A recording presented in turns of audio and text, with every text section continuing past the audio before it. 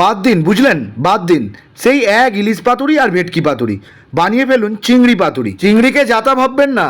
ধানি লঙ্কা দেখেছেন? পুরো ধানি লঙ্কা একবার বানিয়েই দেখুন না, পুরো ব্লাস্ট করবে। একটা মিক্সির বাড়িতে 2 চামচ সর্ষে, 3 চামচ পোস্ত আর 2টো কাঁচা লঙ্কা, একটা শুকনো লঙ্কা নিয়ে একটু জল ঢেলে নিলাম। এবার একটা পেস্ট বানাবো। একটা চিচিঙে দুফাল করে মিহি করে কেটে নেবো। আরে ভাই, ফ্যামিলি ছোট, তাই 250 চিংড়ি ধুলাই সাফাই করে হাফ চামচ নুন আর হাফ চামচ হলুদ দিয়ে দিলাম। সর্ষে পোস্ত বাটা আর কেটে রাখা চিচিঙে আন্দাজে 50 গ্রাম সর্ষের তেল দিয়ে দলাই মলাই করে নিলাম। কলা পাতাগুলোকে গরম প্যানে সেঁকে নেবো, এতে ছেঁড়ার ভয় থাকবে না। এবারে পাতার উপরে মাল মশলা ভালো করে সাজিয়ে দিয়ে ভালো করে মুড়ে নেবো। আরে সুতো আছে তো?